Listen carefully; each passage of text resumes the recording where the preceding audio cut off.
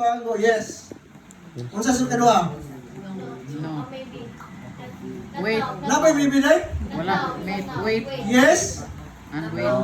No, oh. Wait. Wait. What? Pwede yes. Pwede no, pwede oh. What? What Lord, hantod karos ang pag gumagawa Lord. Pwede size mo nang kuha pa may kukauyab. Ano bin? Awa bin na rin. Maki. Yes. No, oh. Wait. Mga igsuon, o kung sa'yo response sa Ginoo, please have the serenity in our heart to accept it. Tingnan naman, gusto niya i-align ang imong will, ang iyang will sa imong kinabuhi.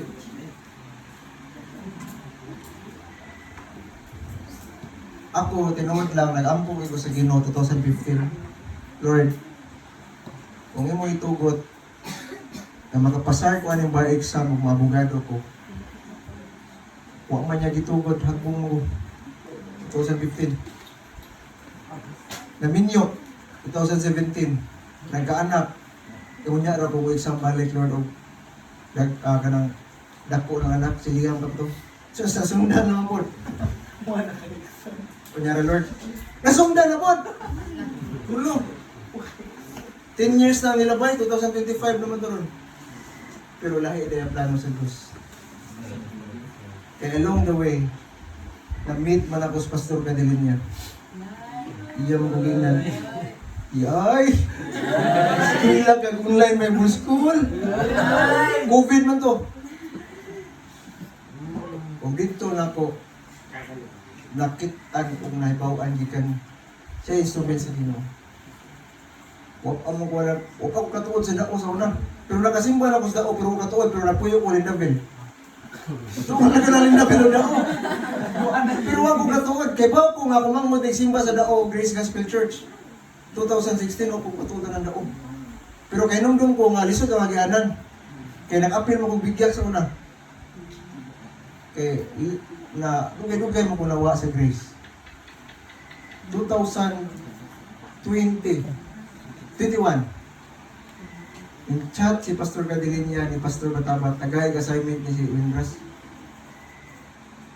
Pag po kung wato, giadto kong Pastor Batabat, nag-Bible study, dito sa mga. Amo din ni Grace din, no? Tulingot mo ko Grace mo ko. After man ay gusting ko ka mission. Kaya ako mama ICP man. Na may mga ICP yan sa una. Kaya taga Mangga, di ba? ICP mo sa una? Parehat ang mga kabaro.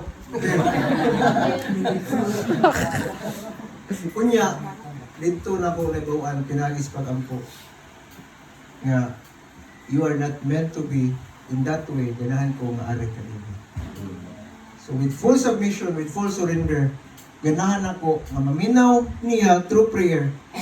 Kaya bitawang gitawag that still small voice. Kamay nga tingog. Analag. Diba mo, tagalan ako clue ha. Nagali mo yung peace of mind. Sa diyang mo decide mo. Mo tubag sa Diyos. Sakit siya pero nahiluna ka. Huwag ganun di. Sakit siya. Pero, naapay kalinaw sa huwag mo kasing-kasing. Because that's the sign na maunay tubag sa Diyos kung you have that peace of mind, peace of heart, and much of all, wala kay pagmahal. Okay? So, again, ang rules of prayer is to what we call listening and aligning. It's about hearing God's voice and aligning our will with His perfect plan. Okay. Kung saan man ako pagampo, paspasan ako gamay. Acts